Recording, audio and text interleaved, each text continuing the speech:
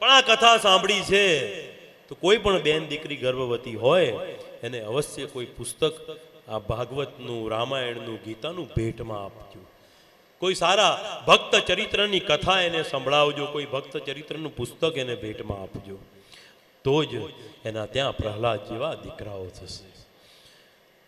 ત્યારબાદ 9 મહિના પછી કયાધુ એક દીકરાને જન્મ આપ્યો જેનું નામ પ્રહલાદ પડ્યું છે. એ પછી હિરણ્યકશ્યપુ એ તપ કરી બ્રહ્માજી પાસે વરદાન મેળવ્યું છે. બ્રહ્માજી એના તપથી પ્રસન્ન થયા.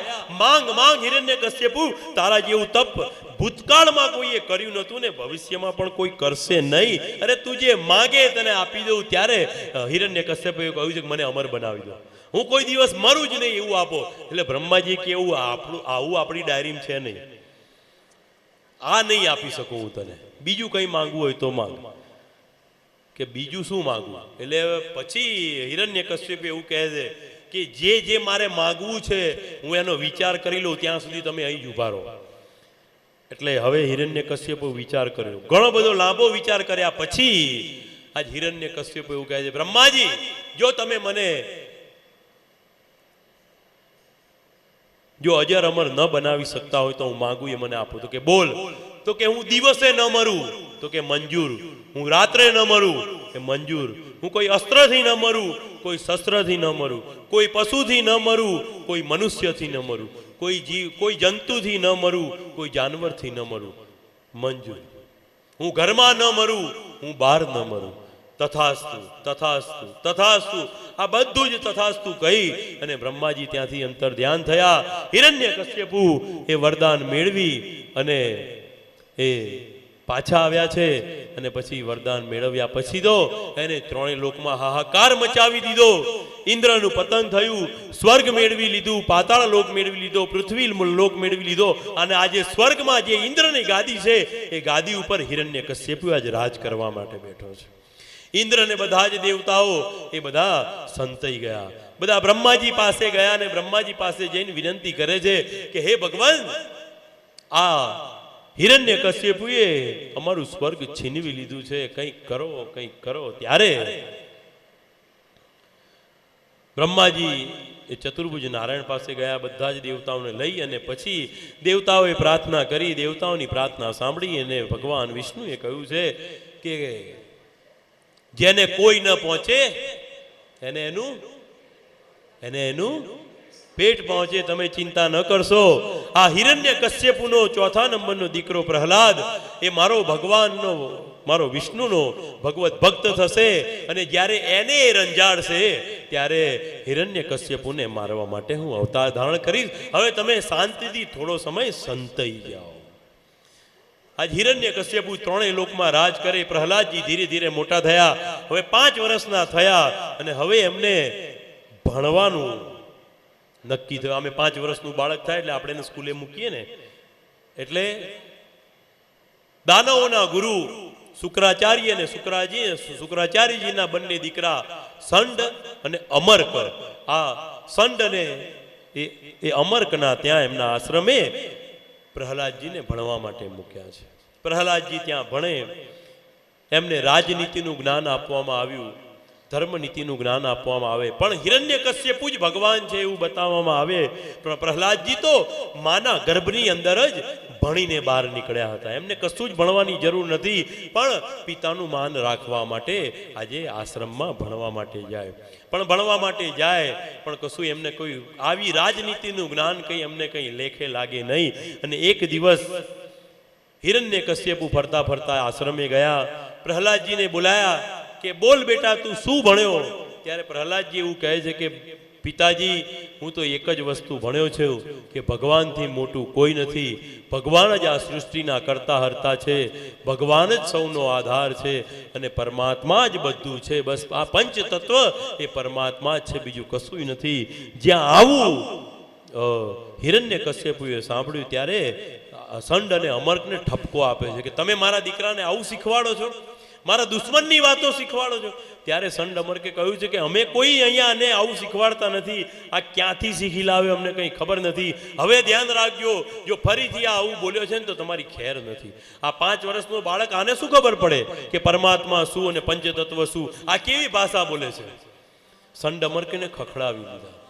ત્યાંથી હિરણ્યકશ્યપ પોતાના રાજમહેલમાં પાછા વળ્યા અને આ બાજુ સંત અમર્ક આજે પ્રહલાદને ધમકાવે છે કે તું ક્યાંથી આવું શીખીને લાવ્યો, કેમ આવું બોલ્યો? પણ પ્રહલાદજી કંઈ બોલતા નથી. એક વખત સંત અને અમર્ક આ બધા બાળકોને એકલા મૂકી અને ક્યાંક આશ્રમથી બીજે ક્યાંક કોઈક જગ્યાએ ફરવા ગયા અને હવે આશ્રમમાં બાળકો બધા એકલા. અને આપણને બધાને ખબર છે કે જ્યારે શાળામાં સાહેબ હાજર ન હોય ને વિદ્યાર્થી એકલા હોય એટલે બધા છોકરાઓ બધા ભેગા થઈ જાય. બધા છોકરાઓ ભેગા થયા, પ્રહલાદજી પાસે આવે ને પ્રહલાદજીને કહે છે કે આ બધું આપણને સાહેબ ભણાવતા નથી, તું ભણો ક્યાંથી એ વાત કર. એટલે બધા બીજા બધા ભાઈબંધો હોય કે નક્કી તું આ માના પેટમાં ભણીને આવ્યો છે? ત્યારે પ્રહલાદ કે તારી વાત સાચી છે, હું મારી માના પેટમાં જ ભણીને આવ્યો છું અને ભગવાનથી મોટું કોઈ નથી, કરતો હરતો ભગવાન જ છે. અને આવી જ્યાં વાતો કરતા હતા એવા સંત અને અમર્ક એવા ત્યાં આવી ગયા અને ફરીથી પ્રહલાદજીને ઠપકો આપ્યો. અને હવે પ્રહલાદજી પોતાના ઘેર પાછા જાય એટલે એની માતા કયાધુએ એને નવડાઈ ધોળાઈને સરસ દાગીના પહેરાઈ અને પોતાના પિતાની આગળ રજૂ કર્યો. એટલે હવે એવું પૂછે છે કે બેટા બોલ, હવે તું શું ભણીને આવ્યો છે? જે સારામાં સારું તે જ્ઞાન મેળવ્યું હોય એ મને કહે. ત્યારે પ્રહલાદજી એવું કહે છે કે તમે સારામાં સારું પૂછ્યું છે એટલે મારે સારામાં સારું જ કહેવું પડશે. ત્યારે આ પ્રહલાદજી જે ભાગવતજીમાં જે નવધા ભક્તિ છે એ નવધા ભક્તિનું વર્ણન આ બેટો એ પોતાના બાપને કહે છે કે શ્રવણમ કીર્તનમ વિષ્ણુ સ્મરણમ પાદ સેવનમ અર્ચનમ વંદનમ દાસ્યમ સખ્યમ આત્મનિવેદનમ. શ્રવણ ભક્તિ, હે પિતાજી 9 પ્રકારની ભક્તિ છે. આ 9 પ્રકારની ભક્તિ કોઈ પણ જીવ જો પરમાત્માની કરશે અને પરમાત્માના દર્શન અવશ્ય થશે. શ્રવણમ કીર્તનમ વિષ્ણુ સ્મરણમ પાદ સેવનમ અર્ચનમ વંદનમ દાસ્યમ સખ્યમ આત્મનિવેદનમ. હે ભગવાન, હે પિતાજી, બધું જ પરમાત્માનું છે, બધી જ દિશાઓમાં પરમાત્મા છે, બધે જ પરમાત્મા છે. તમે પરમાત્માની ભક્તિ કરો, તમને પણ પરમાત્મા અવશ્ય મુક્તિ આપશે ને આપશે જ. આવી વાત કરી એટલે હિરણ્યકશ્યપુથી રહેવાયું નહીં. પછી તો પ્રહલાદજી ઉપર ઘણા બધા અખતરા કરવામાં આવ્યા. એને પહાડ ઉપરથી નીચે નાખી દેવામાં આવ્યો, સર્પદંશ કરાવવામાં આવ્યો, ભૂખ્યો રાખવામાં આવ્યો, સળગાવી દેવામાં આવ્યો. આટલા ઘણા બધા પ્રયત્નો કરવા છતાંય પ્રહલાદનો વાળ પણ વાંકો થતો નથી. અને એક વખત રાજમહેલની અંદર પ્રહલાદજીને ઊભા કર્યા. એક ધગધગતો લોખંડનો થાંભલો છે.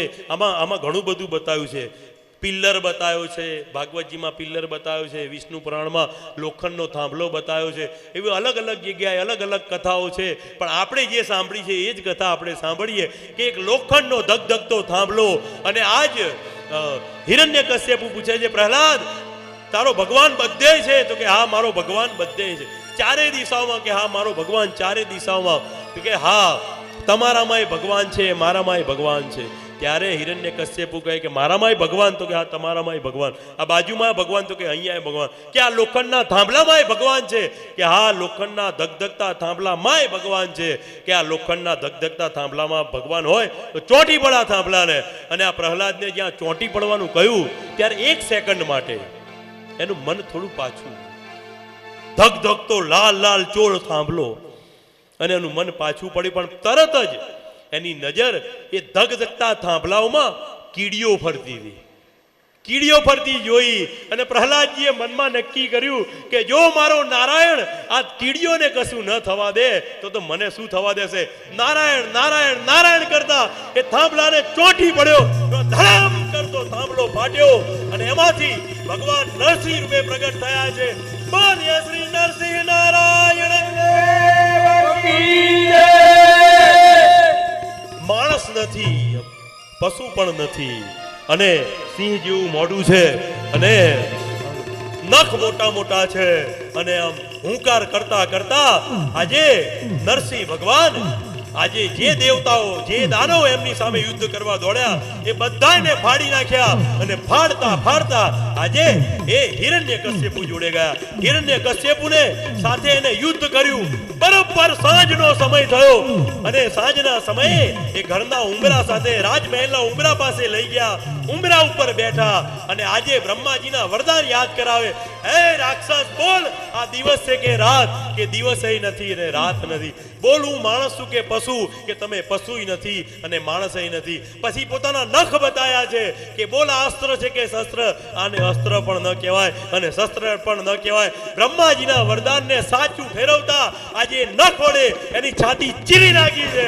હિરણ્યકશ્યપુનો વધ થયો અને એના આંતરડા નરસિંહ ભગવાને પોતાના ગળામાં વીંટાઈ લીધા અને વીંટાઈ લઈ અને આજે રાજમહેલ જે હતો એ રાજ સિંહાસન પર બેઠા દરેક દેવતાઓ ત્યાં હાજર થઈ ગયા. નરસિંહ ભગવાનનો જય જયકાર કરે. બોલીએ શ્રી નરસિંહ ભગવાન.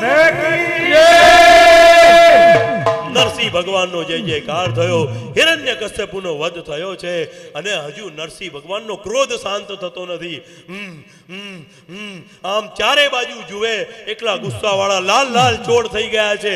બ્રહ્માજી ત્યાં જાય, ઇન્દ્ર ત્યાં જાય, વરુણ દેવ જાય, પણ કોઈનાથી શાંત ન થાય. એટલે બ્રહ્માજીને એવું થયું કે હું લક્ષ્મીજીને બોલાવું. જો લક્ષ્મીજી કદાચ એમની સામે આવે અને એમનો ગુસ્સો શાંત થાય. એટલે બ્રહ્માજીએ વૈકુંઠમાંથી લક્ષ્મીજીને તેડાવે કે ભગવાને નરસિંહ અવતાર લઈ લીધો છે, હિરણ્યકશ્યપુનો વધ કરી નાખ્યો છે, પણ તે છતાંય એ શાંત થતા નથી, બહુ જ ગુસ્સો કરે છે. તમે આવો. ત્યારે લક્ષ્મીજી કહે, અરે ભગવાન તો શાંત સ્વરૂપ છે. શાંતાકારમ ભુજગશયનમ પદ્મનાભમ સુરેશમ વિશ્વાધારમ ગગન સદૃશમ મેઘવર્ણમ શુભાંગમ લક્ષ્મીકાંતમ કમલનયનમ યોગ વિદ્યાન ગમ્યમ વંદે વિષ્ણુમ ભવભયહરમ સર્વલોકૈકનાથમ. ભગવાન તો શાંતાકારમ છે, શાંત સ્વરૂપ છે, એને કંઈ ગુસ્સો હોય નહીં. ચલો હું આવું. અને જ્યાં લક્ષ્મીજી ત્યાં આવ્યા અને જ્યાં લક્ષ્મીજીએ નરસિંહ રૂપ વિકરાળ રૂપ જોયું ને, લક્ષ્મીજી ત્યાંથી ના બાપાના મારું કામ નહીં એમ કરીને ત્યાંથી પાછા વળી ગયા છે. હવે બ્રહ્માજીએ પ્રહલાદને પ્રાર્થના કરી કે બેટા તું આગળ આય, તારા કારણે ભગવાને જન્મ લીધો છે, તું આગળ આય. અને આજે પ્રહલાદજીને સહેજે ડર નથી. એ તો હાથ જોડતા જોડતા નારાયણ નારાયણ નારાયણ કરતા ભગવાન નરસિંહ પાસે ગયા. અને જ્યાં નરસિંહ પાસે ગયા એમ ગાય તાજું જન્મેલું એનું વાછરડું હોય એને લઈ અને ચાટે એવી રીતે પ્રહલાદજીને પોતાના ખોળામાં બેસાડી લીધા અને ચાટવા લાગે. પોતાની જીભથી પ્રહલાદજીને ચાટે છે અને રડતા રડતા આજે નારાયણ રડે અને નારાયણ રડતા રડતા એવું કહે, પ્રહલાદ મને આવતા બહુ વાર થઈ નહીં. તારા બાપે તારા ઉપર બહુ જુલમ કર્યો, તારે કષ્ટ બહુ વેઠવું પડ્યું, મને ક્ષમા કર, મારા કારણે તને બહુ દુઃખ પડ્યું. પ્રહલાદજી પણ આજે રડી પડ્યા. અરે નહીં ભગવાન, મારા માટે તમે આજ નરસિંહ અવતાર ધારણ કર્યો, મારા માટે આનાથી મોટું સુખ કયું, મારાથી આનાથી મોટો અવસર કયો કે તમે મારા માટે આજે અવતાર ધારણ કર્યો છે. પ્રહલાદજી આજે ભગવાનની સ્તુતિ કરે અને આજ નરસિંહ ભગવાનનો ક્રોધ શાંત થયો અને શાંત થયા પછી આજે પહેલી વખત આજે નરસિંહ ભગવાન બ્રહ્માજીને ખખડાવે છે કે તમે આવા દાનવોને આવા વણજોઈતા વરદાન આપશો નહીં. આવા નાના નાના ફૂલ જેવા બાળકો હેરાન થાય છે. ત્યારબાદ પ્રહલાદજીને આગળ કર્યા. પ્રહલાદજીને આગળ કરી અને કહે છે, માંગ પ્રહલાદ, આજ તું જે માગે મારે તને આપવું છે, તું માંગ. તું માંગ, તું જે માગી છે આપીશ. આજે મેં તારા માટે અવતાર ધારણ કર્યો, હું જો એમને પાછો જઉં તો હું નરસિંહ નારાયણ ન કહેવું, તું માંગ.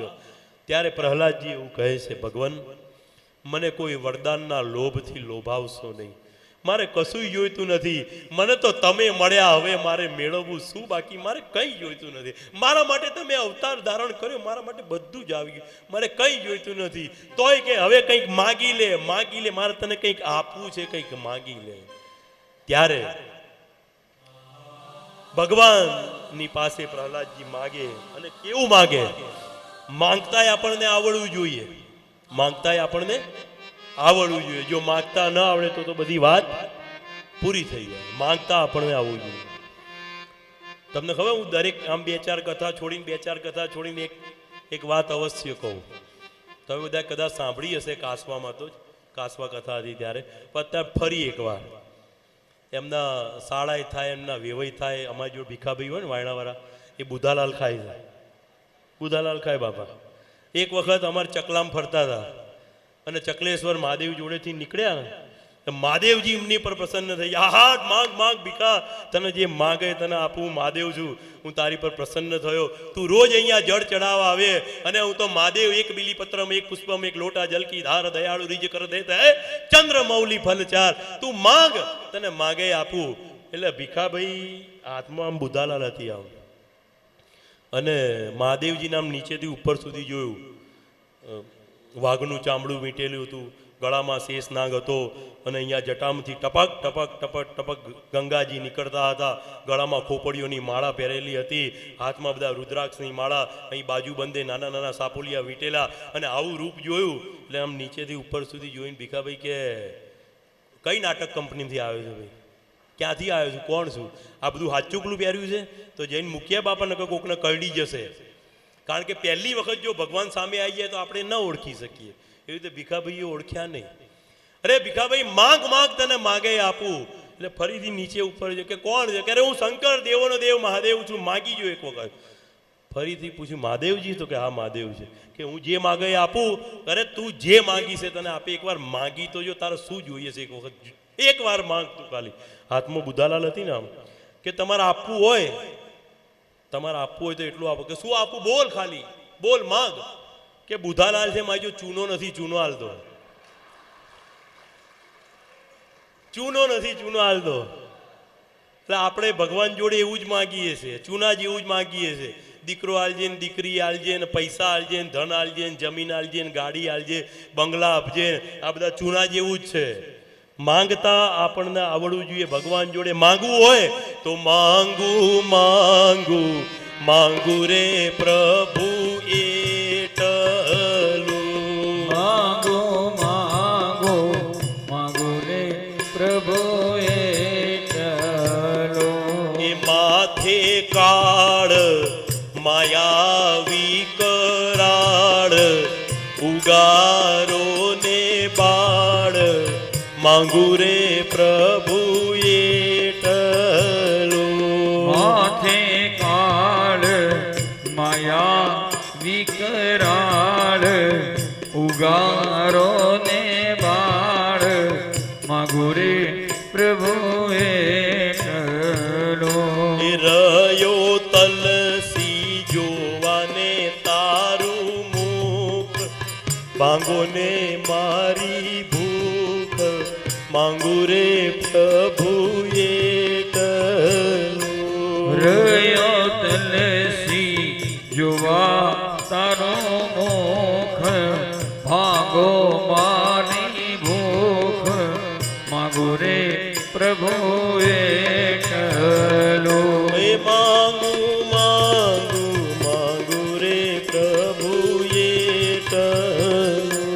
માંગો માંગો માંગો રે પ્રભુ એટલું. હે ભગવાન, હે નારાયણ, જો તારે મને આપવું જ હોય, હું 24 કલાક તારી ભક્તિ કરું, તારી ભક્તિ મને આપ, અને તારી શક્તિ એવી મને આપ કે મને કોઈ પણ કામનાઓ હેરાન ન કરે. ભગવાન મારે બીજું કશું જોઈતું નથી.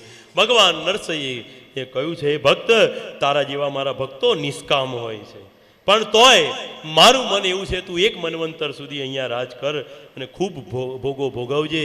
તું મારી કથા કીર્તન અને ભજન કરજે, અને એ બધું જ ફળ તું મને અર્પણ કરજે, અને તારા પાપ કર્મોનો ત્યાગ કરજે, જેથી તારી કીર્તિ સ્વર્ગ લોક સુધી ફેલાશે. આમ કહી અને જ્યાં ભગવાન જતા હતા, ભગવાન વિદાય લેવાની તૈયારી, અને પ્રહલાદે ભગવાનના પગ પકડી પાડ્યા.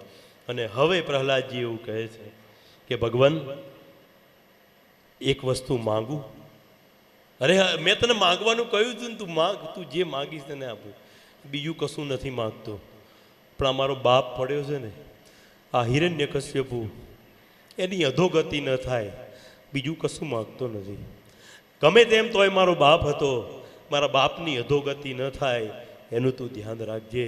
ત્યારે નરસિંહ ભગવાને કહ્યું છે, અરે રે પ્રહલાદ, જો તારો જેવો દીકરો કોઈ કુળમાં થાય ને તો એની એક નહીં, એની 71 પેઢી થઈ જાય. તારો બાપ નહીં, તારી 71 પેઢી તરી ગઈ છે. તું વાત છો, તારી 71 પેઢી આજથી તરી ગઈ. તું તારા બાપની ચિંતા છોડી દે. ભગત બીજ પલટે નહીં, જુગ જાય અનંત, ઊંચ નીચ ઘેર અવતરે, આખરે સંતનો સંત.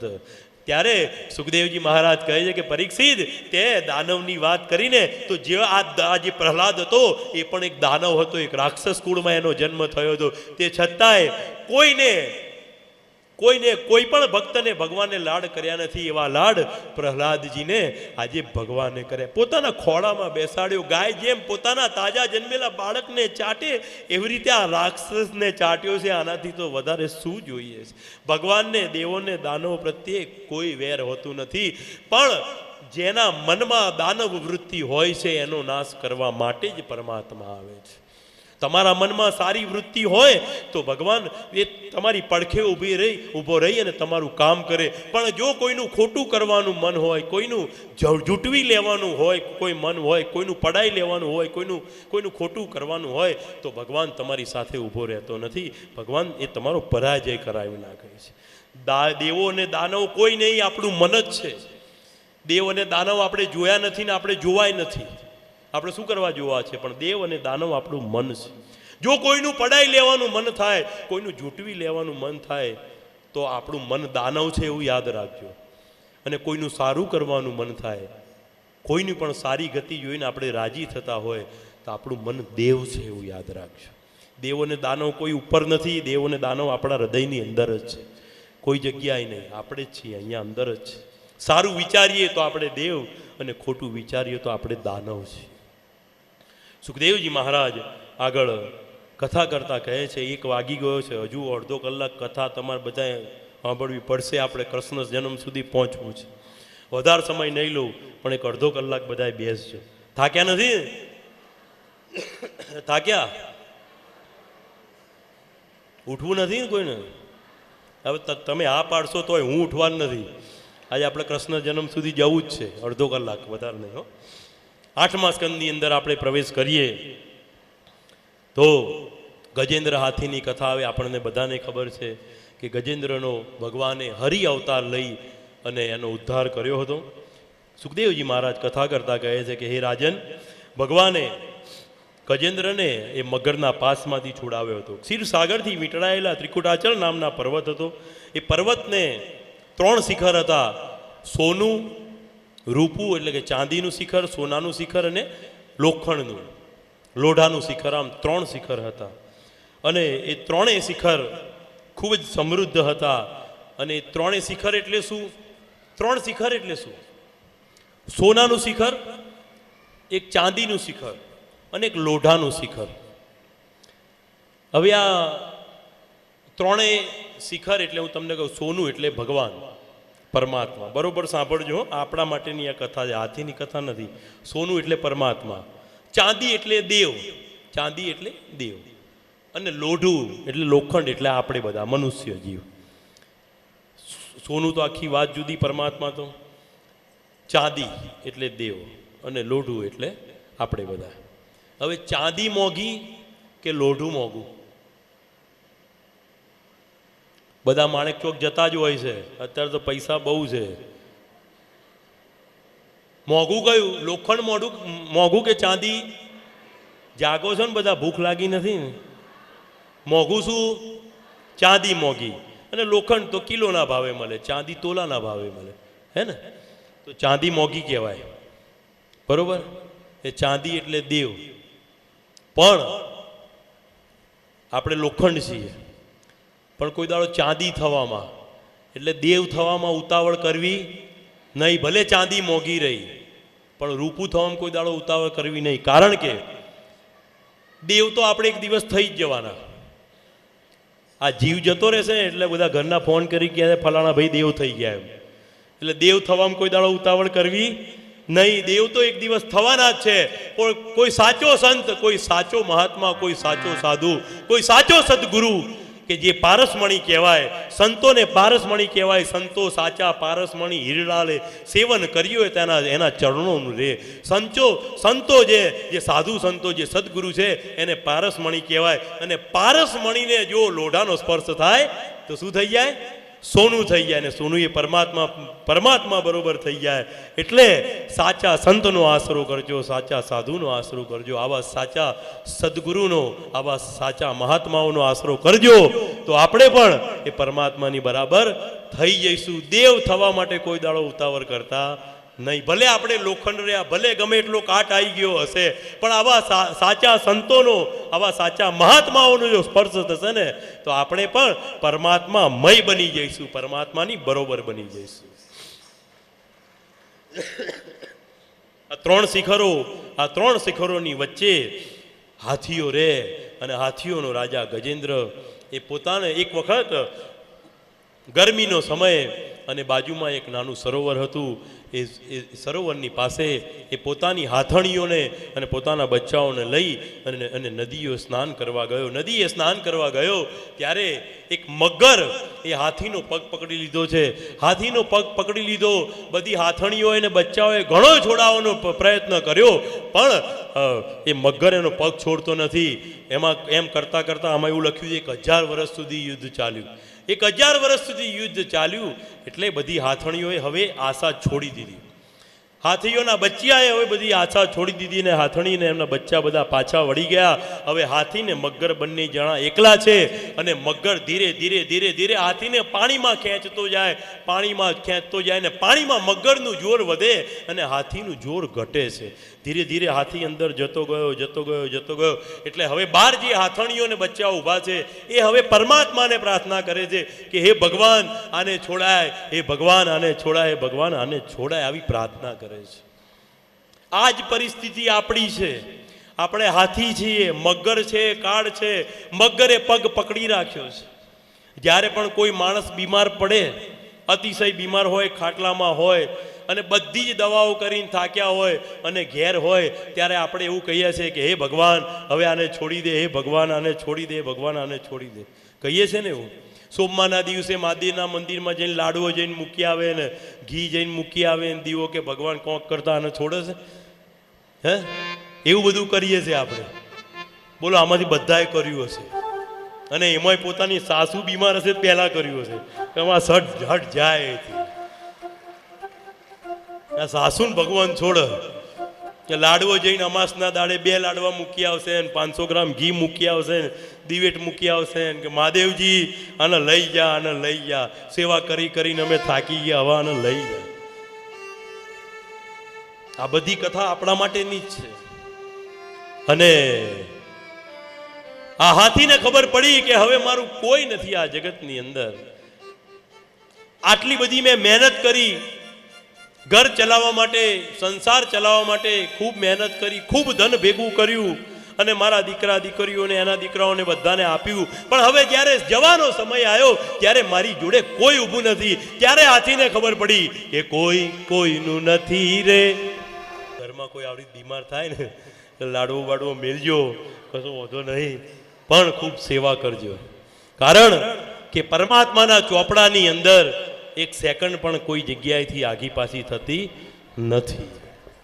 જે સમય, જે ઘડી જે લખી છે એમાં એક ઘડી વધતી પણ નથી અને એક ઘડી વધતી પણ નથી. તો આજે ગજેન્દ્રને ભાન થયું, એને પરમાત્માની સ્તુતિ કરી, અને પરમાત્માની સ્તુતિથી પરમાત્મા પ્રસન્ન થયા. પરમાત્માએ હરિરૂપે અવતાર ધારણ કર્યો, ગરુડ ઉપર બેસીને આવ્યા, અને પોતાના સુદર્શન ચક્ર વડે એને મગરના પાસમાંથી છોડાવ્યો છે. સૌથી પહેલાં મગરનો વધ કરી, મગરનો ઉદ્ધાર કર્યો, અને પછી હાથીનો ઉદ્ધાર કર્યો છે. આ મગર અને હાથી એ બીજું કોઈ નહીં, પણ જે હાથી હતો એ પૂર્વજન્મમાં ઇન્દ્રદ્રુમન નામનો રાજા હતો. એને પ્રભુ ભક્તિમાં અત્યંત પ્રેમ હતો. એક દિવસ તે સ્નાન કરીને મનને વશ કરી અને મૌન વ્રત ધારણ કરીને હરિની પૂજા કરતો હતો. એ વખતે અગસ્ત્ય મુનિ ત્યાં પધાર્યા. શિષ્ય ગણો ત્યાં આવી ચડ્યા. આરાધનામાં રત ઇન્દ્રદ્રુમન નામનો આ રાજા, એને અગસ્ત્ય મુનિનો સત્કાર કર્યો નહીં, અને આથી એને શ્રાપ આપ્યો કે તું સ્થૂળ બુદ્ધિનો છે એટલે તું હાથી બની જા. એટલા માટે એને હાથી યોનિમાં એનો જન્મ થયો. અને જે મગર હતો એ મગર એ હુહુ નામનો ગંધર્વ હતો, અને દેવલ ઋષિના શાપના કારણે એ આજે મગર બન્યો છે. અને આ બંનેનો ઉદ્ધાર એ પરમાત્માએ આવીને કર્યો છે.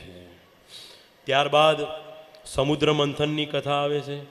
સમુદ્ર મંથનની કથામાં આપણને ખબર છે કે ભગવાને કચ્છપ રૂપનો અવતાર લીધો હતો અને ધન્વંતરીનો અવતાર લીધો, મોહિની નારાયણનો અવતાર લીધો. એ પછી શિવજી એ અવતારથી મોહિત થયા, ભગવાને એમને દર્શન આપ્યા. ત્યારબાદ વામન ભગવાનની કથા આવે છે કે બલિરાજાએ જે જગ્યાએ 100 અશ્વમેઘ યજ્ઞ કરવાના હતા એમાંથી 99 અશ્વમેઘ યજ્ઞ પૂરા થયા. 100મો અશ્વમેઘ યજ્ઞ પૂરી થવાની તૈયારી અને 100 અશ્વમેઘ યજ્ઞ થઈ જાય તો બલિરાજા ઇન્દ્ર બની જાય અને એ ઇન્દ્ર ન બને એ માટે ઇન્દ્રની માતા અદિતિએ એમને ભગવાનને વિનંતી કરી. ભગવાને વામન અવતાર લીધો. વામન અવતાર લઈ અને આજે ભગવાન જે જગ્યાએ ભૃગુ કચ્છમાં નર્મદાના કિનારે 100 અશ્વમેઘ યજ્ઞ થઈ રહ્યા હતા ત્યાં પહોંચ્યા. ભગવાનને ત્યાં જઈ અને બલિરાજા પાસે 3 ડગલા પૃથ્વી માંગી. 3 ડગલા પૃથ્વી માંગતા એક જ ડગલાની અંદર એમને આખી પૃથ્વીને પાતાળ લોક માપી લીધો, બીજા ડગલામાં સ્વર્ગલોક માપી લીધું, કોઈ જગ્યા ન વધી. ત્રીજું ડગલું ભગવાને બલિરાજાના માથા ઉપર મૂક્યું અને પછી બલિને એ નાગપાસમાં બાંધી દીધો. પ્રહલાદજી ત્યાં આવ્યા. પ્રહલાદજી ત્યાં આવ્યા એટલે બલિરાજાને ત્યાંથી છોડ્યો અને બલિરાજાને વરદાન આપ્યું અને નીચે એમને પાતાળ લોકનું રાજ્ય આપ્યું છે અને બલિરાજાને અમર કરી દીધો. અને આ 4 મહિના સુધી એ બલિરાજાની ભગવાન ચોકી કરવા જાય એવું એમને વરદાન આપ્યું. અને પછી આગળ કથામાં આપણે જોઈએ તો રામ અવતારની કથા આવે. રામ અવતારની કથા એ આપણને બધાને ખબર છે. રામચરિત માનસ હમણાં કહાવામાં આપણે 9 દિવસ કર્યું અને ભાગવતજીની અંદર પણ 2 જ અધ્યાયમાં રામ ભગવાનની કથા છે. એ રામકથા આપણને બધાને ખબર છે. ત્યારબાદ આપણે 10મ સ્કંદમાં પ્રવેશ કરીએ છીએ. પરીક્ષિત રાજાએ કૃષ્ણ ચરિત્ર સાંભળવાની ઈચ્છા કરી એટલે સુખદેવજી મહારાજ કહે છે કે હે રાજન, જ્યારે પૃથ્વી ઉપર દૈત્યરૂપી રાજાઓનો ભાર વધી ગયો એટલે દુઃખી થયેલી પૃથ્વી બ્રહ્માજીના શરણે ગઈ અને રડતા રડતા પોતાનું દુઃખ કહી સંભળાવ્યું. તેથી બ્રહ્માજી મહાદેવજીને લઈને પૃથ્વી તથા દેવોની સાથે ક્ષીર સમુદ્રના કિનારા પર આવ્યા. ત્યાં તેમણે ભગવાન વિષ્ણુની પુરુષ સૂક્તની રૂચાઓ વડે પ્રાર્થના સ્તુતિ કરી. સ્તુતિ સાંભળી અને ભગવાને કહ્યું છે કે પોતે પૃથ્વી ઉપર મથુરાના કારાગૃહમાં વસુદેવને ત્યાં અવતાર લેશે. ત્યાંથી તેઓ ગોકુળ જશે. માટે તમે બધા પણ તમારા અંશોથી યાદવ કુળમાં જન્મ ધારણ કરો. દેવોની પત્નીઓ પણ યાદવ સ્ત્રીઓ તરીકે અવતાર લે. વળી ભગવાનના અંશરૂપ 1000 મુખવાળા અને સ્વયં પ્રકાશમાન એવા શેષ નારાયણ ભગવાન પણ શ્રી હરિને પ્રસન્ન કરવા માટે ભગવાનની પહેલા અવતાર લેશે. આમ કહી અને ભગવાન ત્યાંથી અંતર્ધ્યાન થયા. અને હવે મથુરા નગરી એ યાદવ રાજાઓની રાજધાની હતી. અહીં ઉગ્રસેન નામનો રાજા રાજ્ય કરતો હતો. તેને એક ભાઈ હતો દેવક. એ દેવકની સૌથી નાની દીકરી એનું નામ હતું દેવકી. અને ઉગ્રસેનનો પુત્ર એ હતો કંસ. કંસ અને દેવકી બંને સગા ભાઈ બહેન નથી. આ બરોબર ધ્યાનમાં રાખજો. કંસ અને દેવકી બે સગા ભાઈ બહેન નથી પણ સગા કાકા બાપાના છે. ઉગ્રસેન અને દેવક બે સગા ભાઈ. ઉગ્રસેનનો દીકરો કંસ અને દેવકની દીકરી દેવકી. પણ આપણે હમણાં કહ્યું એમ કે ઘરમાં જે સૌથી નાનું સંતાન હોય આપણને બહુ હાલું હોય.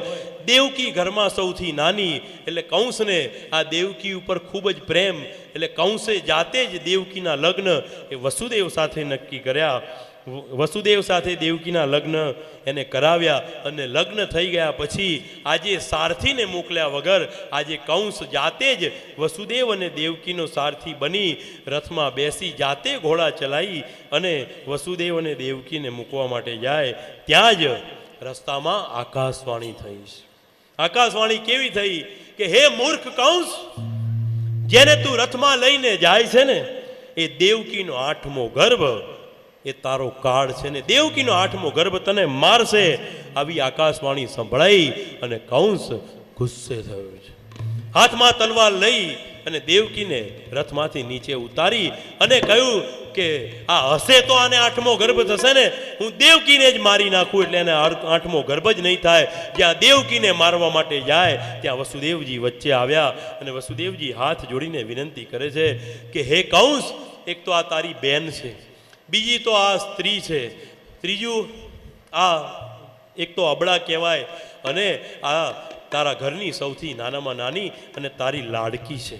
માટે હે કંસ, જા તો જો તું આને જીવતી રહેવા દઈશ ને હું તને વરદાન આપું છું, અરે હું તને વચન આપું છું કે આને જેટલા જેટલા પણ સંતાનો થશે એ હું તારા ચરણોમાં લાવીને મૂકી દઈશ. તારે મારવા હોય તો મારી નાખજે ને જીવાડવા હોય તો જીવાડજે. એટલે કંસને ખબર હતી કે વસુદેવ સત્ય બોલે છે, વસુદેવના વચન કોઈ દિવસ ખોટા હોય નહીં.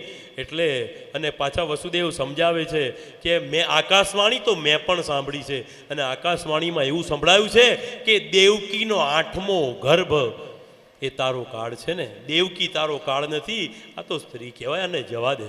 આમ કંસના મનમાં વાત ઉતરી ગઈ.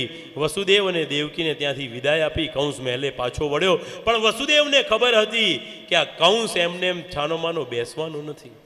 એમ કરતાં કરતાં સમય ગયો, દેવકીને ગર્ભ રહ્યો. પહેલા સંતાનનો જન્મ થયો એટલે વચન પ્રમાણે એ બાળકને લઈ અને કંસના દરબારમાં ગયા.